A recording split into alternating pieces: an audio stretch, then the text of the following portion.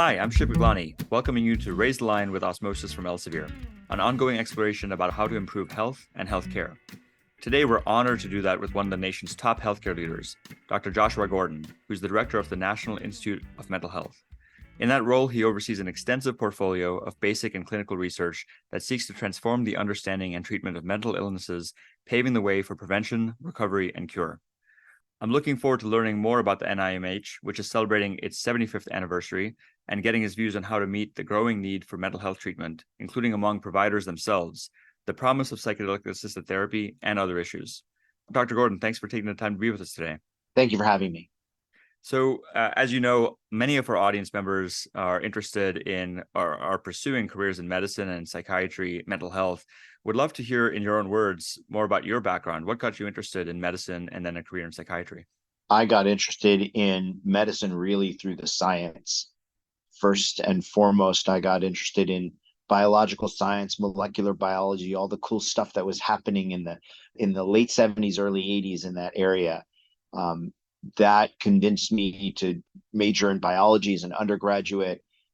I did research with an MD there who had a unique lab that, on the one hand, looked at the molecular biology of neuroblastoma, childhood cancer, and on the other hand, provided almost a service as an academic lab to clinicians who were caring for kids with this tumor, because he could, with the molecular information he could get in these early days before sequencing tumors was normal, he could make predictions about the course of illness. This is Dr. Garrett Brodeur at Washington University, where I was an undergraduate.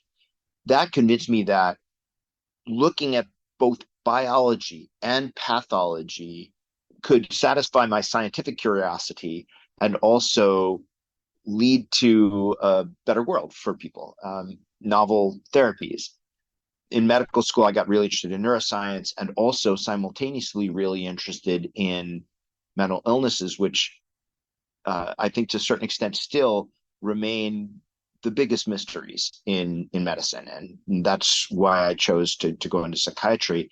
I also found the practice of psychiatry incredibly compelling because you had the opportunity to really deeply get to know your patients. And also you had the ability, with the powerful treatments that we have, to help them dramatically. So it was natural for me to continue doing both. And research was always at the fore, though.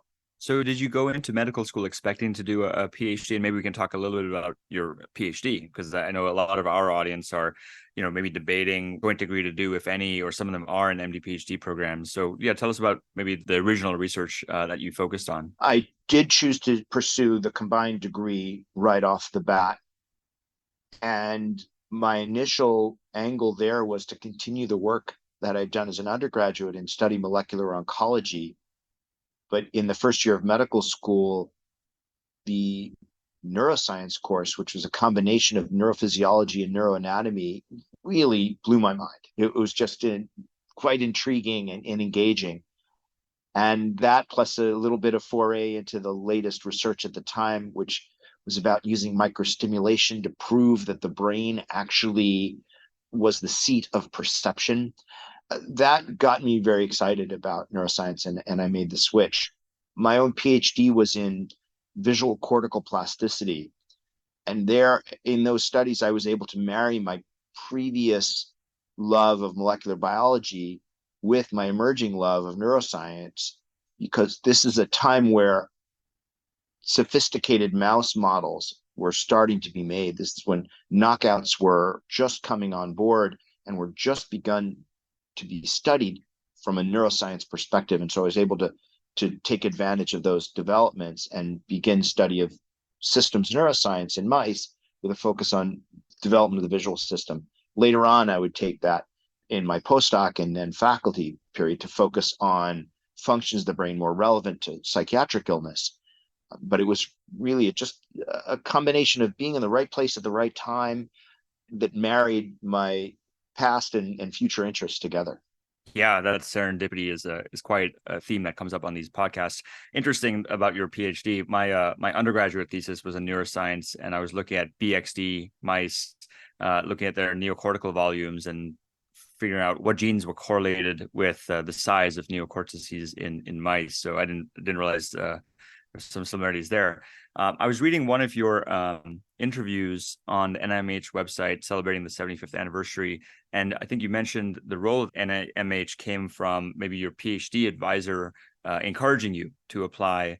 Maybe you can talk a bit about how you jumped to the NIMH, but also the role of mentors, because a lot of our learners are interested in finding mentors and cultivating those relationships. And it's cool to know that you've kept in touch with yours for several decades.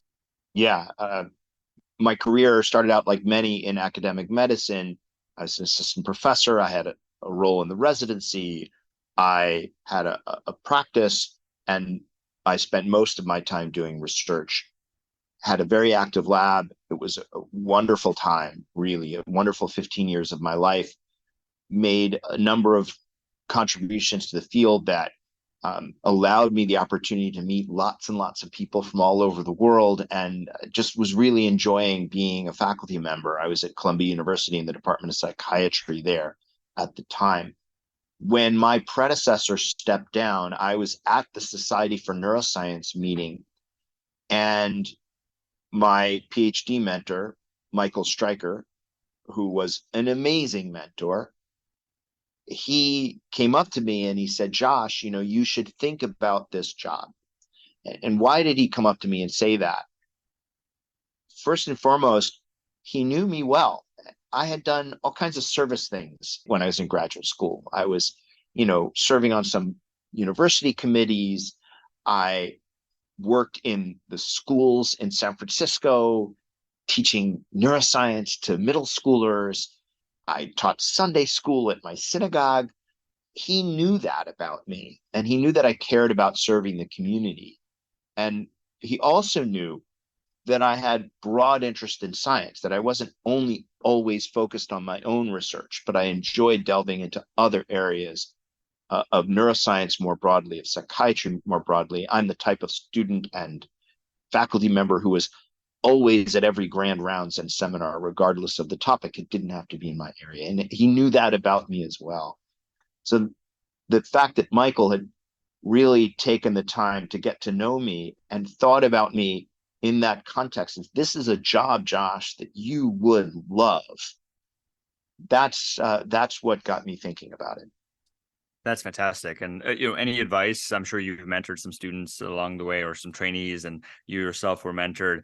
We'll definitely come back to the advice for our learners, but any advice on being a good mentor, or staying in touch and finding a mentor like yours?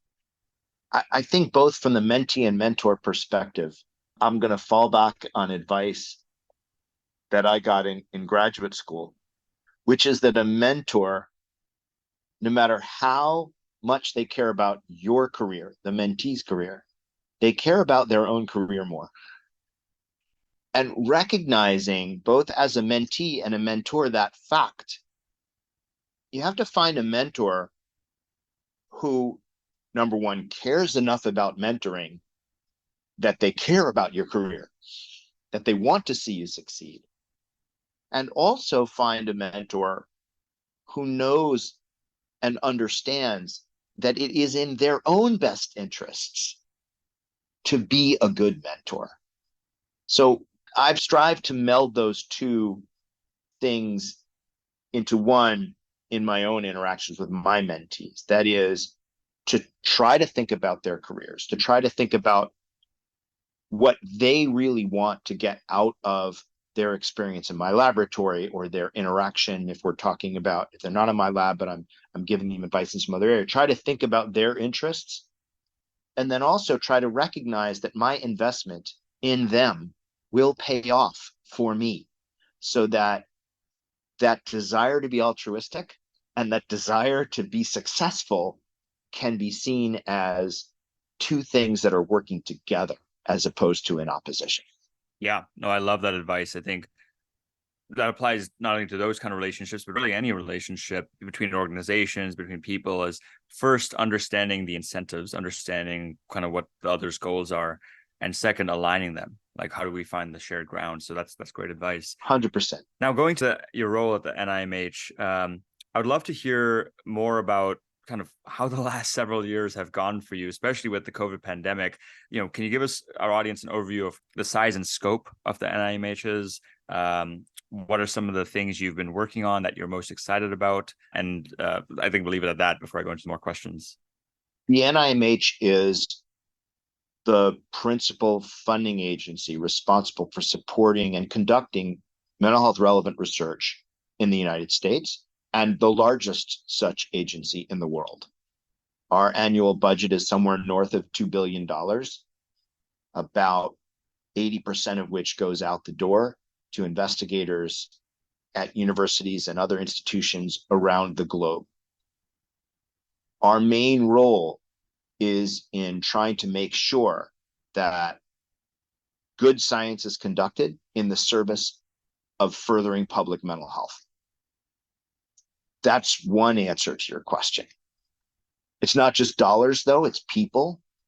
So we have about 1,000 people who work at NIMH, a good 600 of which are in the intramural research program.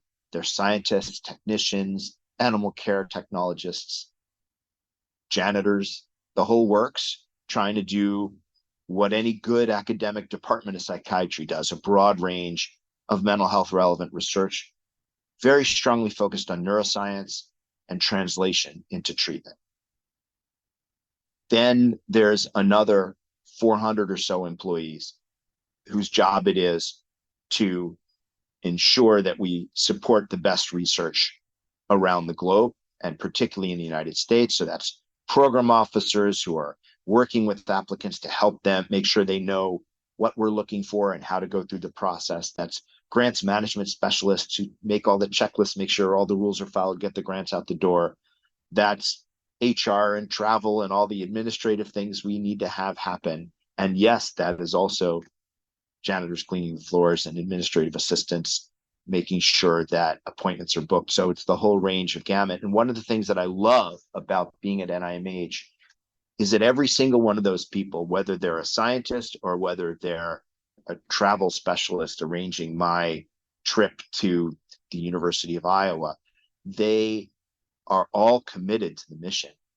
I learned that on my very first day when someone walked into my office and said, "Welcome, and I empty your waste baskets at night, and I just want to let you know how excited I am to work here at NIMH, where I know that I'm contributing to something that's going to help people with mental illness." And it's wonderful to work for an organization like that. That's fantastic. It reminds me of that famous story about JFK visiting, I think, one of the NASA facilities in the 60s and asking, I believe, a custodian what they do at the center. And I think the custodian responded, "Mr. President, I'm here to put a man on the moon." And so it's great to have that amount of alignment of mission and people and culture. So you've been directing the NIMH for several years now, stewarding it through the COVID pandemic. And I know that the COVID pandemic, along with other trends like social media, have all exacerbated what we believe to be the mental health crisis. I think a recent CNN and Kaiser Family Foundation survey indicated that about 90% of US adults believe that we're facing a mental health crisis. I would love to hear, in your own words, about some of the biggest challenges and opportunities that you think we see in this moment to addressing that mental health crisis. First, I want to zero in on one of the words you use, which is exacerbated, right? A lot of people are under the impression that COVID caused a mental health crisis, but most of us, including regular, ordinary people on the street, know that crisis was there before the pandemic, and the pandemic exacerbated it. And of course, it exacerbated it not equally for everybody. More affected were the people who were more affected by the pandemic, children and adolescents who missed time in school and time with their friends in important junctures of development. People on the front lines, which includes, yes, first responders and doctors and nurses and folks who work in the hospital and supportive roles, but also grocery workers and taxi drivers and train drivers, et cetera, who couldn't work from home. So it was an important exacerbation that also exacerbated existing mental health disparities as well. One of the biggest challenges, of course, is the sheer size and scope of the burden of mental illnesses that existed before the pandemic and that worsened after. And it's most noticeable for children and adolescents. Already, we had a real undersupply of child and adolescent psychiatrists and other mental health professionals, psychologists, social workers, whose focus was on kids. And that has only worsened as some have left the profession and the demand has increased in the wake of the pandemic, so that we hear routinely of children waiting not even days, but weeks for a hospital bed for an acute psychiatric emergency, or months for an available appointment from a child psychiatrist. So these are real challenges for the field. There are opportunities, though, in several different areas. Number one is just the awareness in the general public, amongst care providers, and importantly, amongst policymakers, that mental illness is important, that it's in a crisis mode, that we need to do something. That's led to influxes in dollars being spent even at the federal level on mental health care through the Substance Abuse and Mental Health Services Administration, and a greater awareness and interest in working with NIMH to ensure that our research is answering the questions that are most needed to be answered to help kids and others who've been affected not only by the pandemic, but by other influences that have led to this crisis we're experiencing. And then another opportunity, I would say, is the confluence of this crisis with tremendous explosion of interest and ability to deliver care through alternative means, which includes digital technologies, it includes remote care delivery, and it includes peer support and peer care delivery. You know, the 988 crisis line is one example of the latter, where now we have a greatly expanded ability for people to reach out for help in a crisis. We need to back that up with the professional apparatus on the other end. So there's a lot of opportunities that are arising, not just because of awareness, but also because of what's going on in other sectors of society that could have the potential to help us reach more people. Absolutely. I agree with a lot of those things, and some of those themes have come up on the podcast. The reason we called it the Raise Line podcast is, we launched the first episode March 2020, right when the pandemic was beginning, and everyone was talking about flattening the curve, which is very important. Obviously, in the COVID perspective, it was physical distancing, wearing masks, ultimately getting vaccinated, so that we don't overwhelm the healthcare system with the number of people who have COVID. But that could still be, applied to PTSD, depression, anxiety, etc. And then raising the line was the other half of the equation, which is how do we strengthen the healthcare system? How do we apply telemedicine so we can have one clinician seeing many more patients? How do we get more clinicians trained? How do we retain those clinicians? And so, one of the challenges we're all facing is there aren't enough psychiatrists, doctors in general, but psychiatrists, psychologists, social workers. So there's a shortage, but then also the retention of these clinicians seems to be at an all-time low, at least based on reports of people who want to leave the profession because it's so demanding.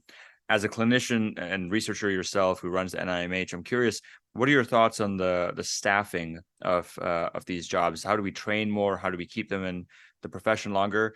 And then we love getting a little personal wherever possible. What are some of the things you did personally to maintain your own mental health as you went through the training and stayed in the profession as long as you have?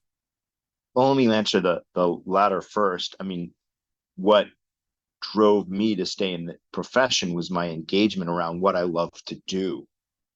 Right. And that was, again, predominantly research, but also for the practice that I held, the ability to care for patients without a lot of bureaucracy and really spend my time with the patient. So I spent, compared to, what most sort of managed care practices would do, I spent a lot of time with the patients. My minimum time was a half hour and more typically 45 minutes for patient visits.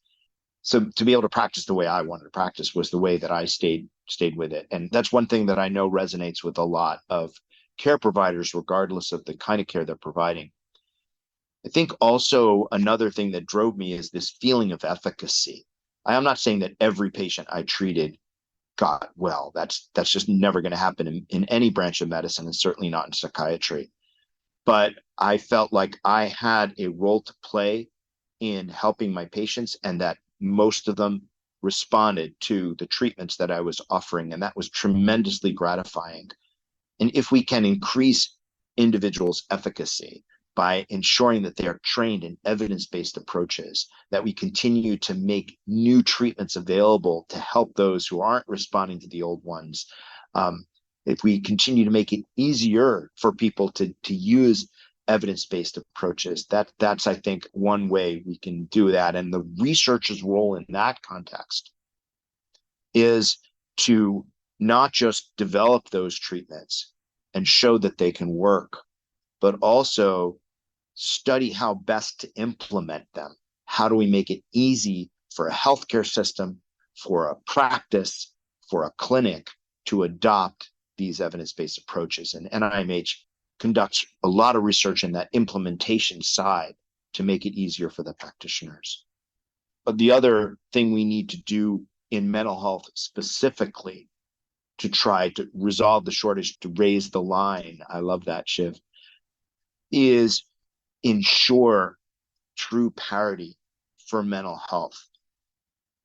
In my own practice in New York, I'm somewhat ashamed to say it, I didn't take insurance.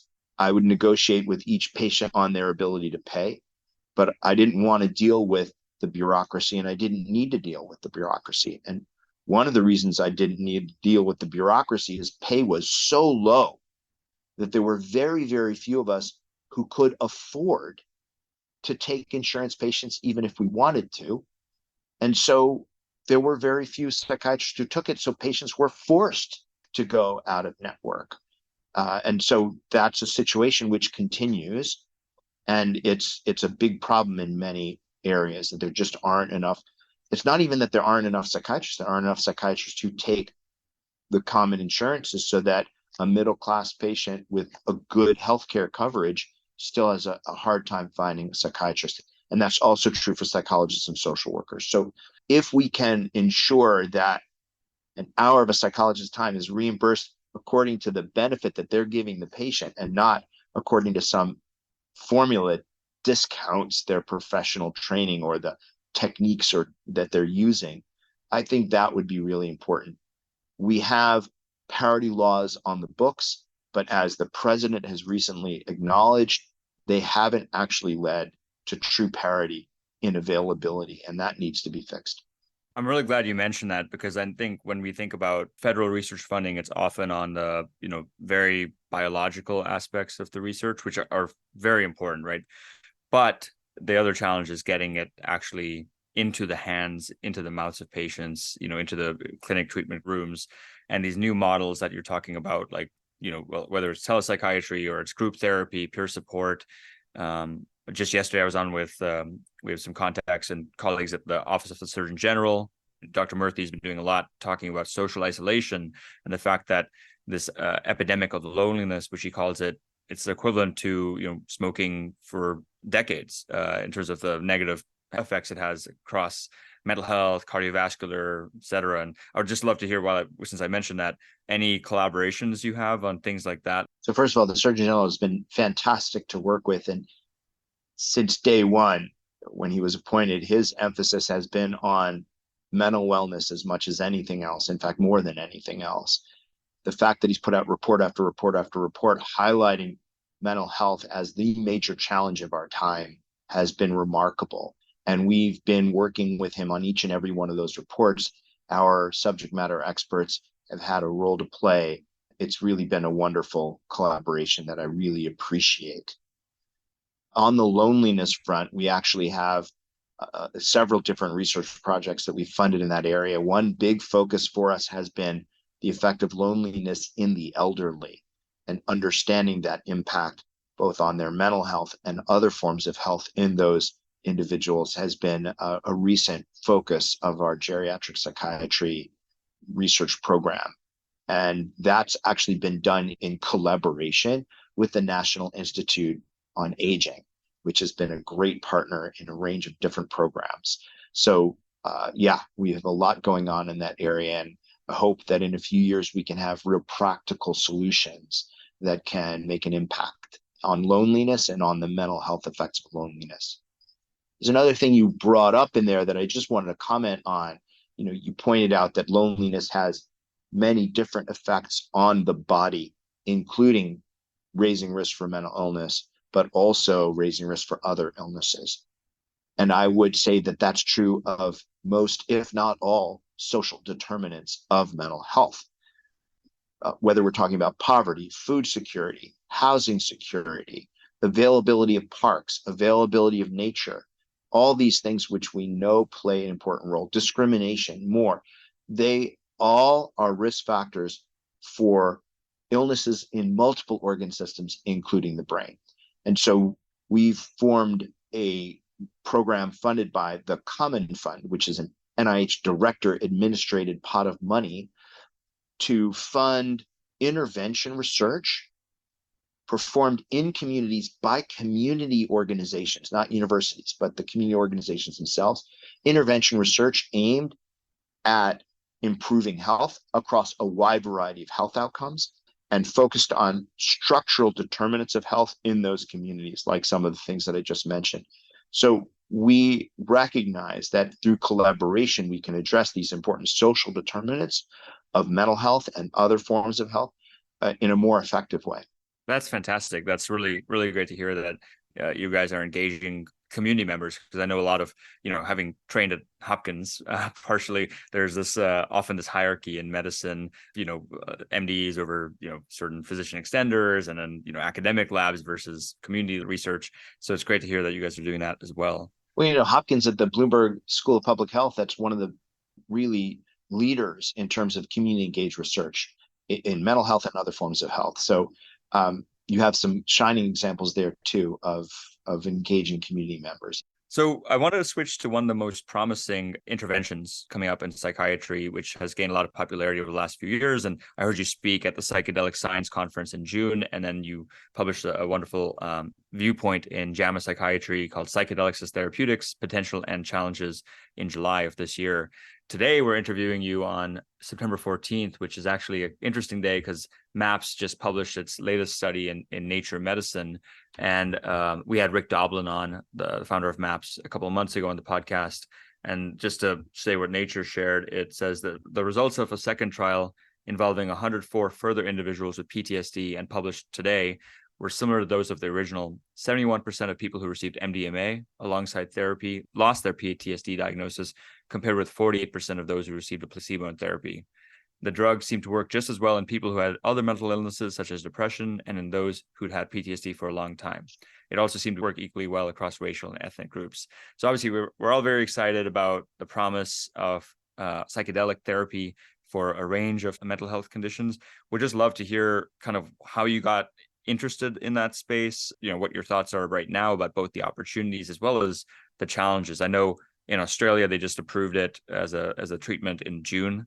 I think there's potential FDA approval of MDMA and maybe psilocybin coming up in the next year or two is what's predicted. So yeah, we'd just love to hear directly from you about how you've got interested in the space and what you see moving forward. First of all, it's really the provocative results which have gotten me to look at psychedelics in a more concerted way.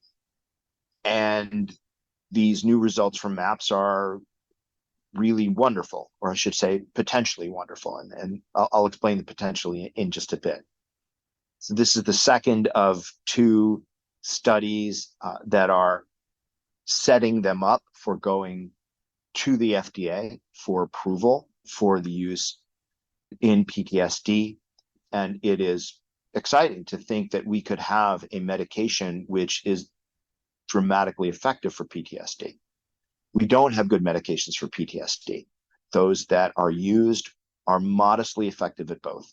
The best treatments for PTSD are psychotherapies, And the psychotherapies are also modestly effective. And this is why we have such a problem with many, many people with PTSD not getting better.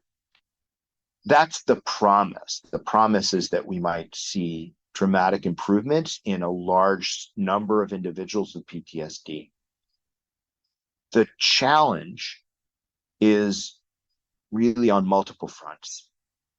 First, one of the challenges is the hype that has been promulgated by many, not everyone, but many, who are advocating for broad access to these drugs, which include psilocybin, but also other psychoactive medications, which are currently not approved for medical use. We, as a society, and even we within biomedicine, we tend to think that we're searching for something that's going to cure, that's going to be the answer.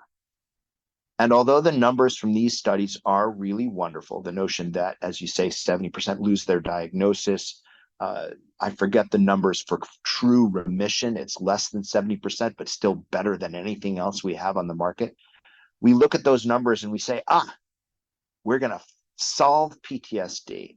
The truth is that even if those numbers are accurate for the general population, that it's going to be a very important tool that will help many, many people, but we will still struggle with PTSD amongst veterans, amongst victims of violence, amongst victims of hurricanes and other disasters. But this will help a lot of them, and that's really important. Another aspect of the challenge is the particular paradigm that MAPS has used in these studies. It is a lengthy paradigm. It is a costly paradigm. And although it may be that you only need it once, or maybe only once a year, or whatever it is still going to be a tremendous barrier to getting this to people that need it.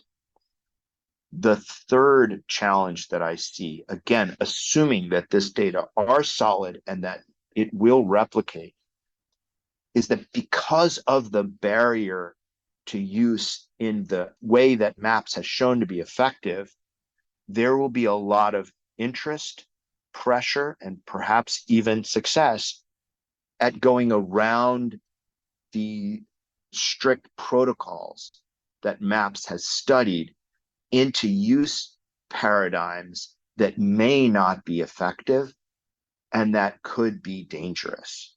So, for example, if MDMA is available through prescription without safeguards requiring it to be used in the context of psychotherapy, we don't know that MDMA by itself, without the significant amount of psychotherapy that MAPS is studied with, will work for PTSD.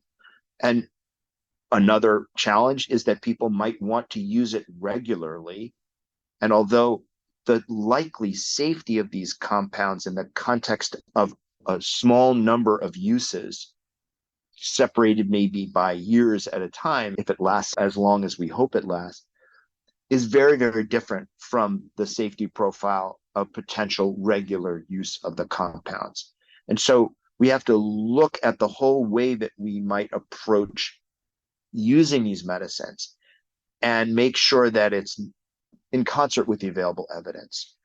There are states that have already moved towards or passed legislation that legalizes these compounds, which has the potential, yes, to make them available in the context of an evidence-based use, but also has the potential to make them more widely available, and they might be particularly dangerous when used in protocols outside of the evidence-based use. Yeah, no, I really appreciate that nuanced answer, and certainly it helps counterbalance a lot of the hype. One of the best talks I heard at the conference was actually by my advisor, Dr. David Yaden, who's the Roland Griffiths Professor at the Hopkins Center for Psychedelic and Consciousness Research. And he talked about the potential of having a wet blanket award where we actually recognize people who publish data that shows the risks or that help reduce the hype, because we've been here before in the 1960s and 70s where the hype kind of went further than the science and then set back the field for several decades. And so being able to temper that, as you suggest, and as you've written about and spoken about, I think is very important. Speaking of Dr. David Yaden, one of the reasons I've gravitated towards going back to med school at Hopkins and working with him in his lab is that there's abnormal psychology, right? PTSD, anxiety, depression, et cetera.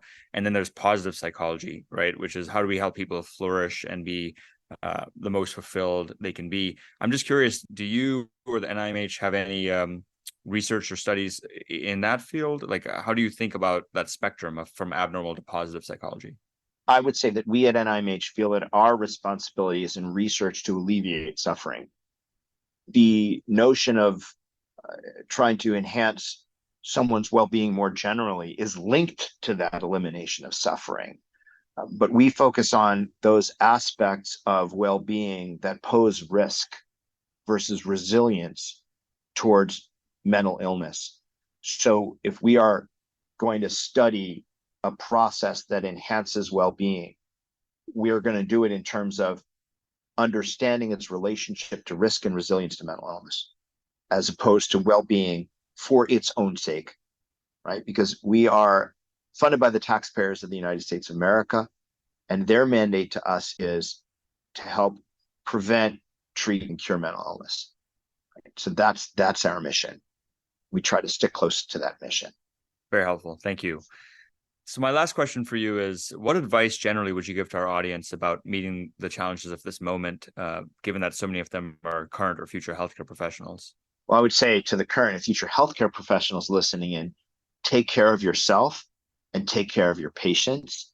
And that means both their mental health as well as other forms of health. Great.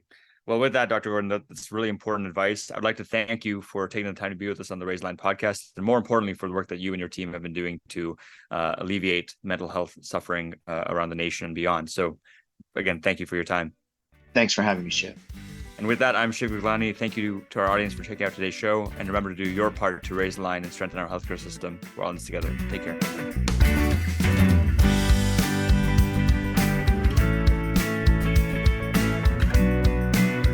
If you like this podcast, please share it on your social channels. You can also subscribe to the series and check out all of our episodes at osmosis.org/raisethelines podcast.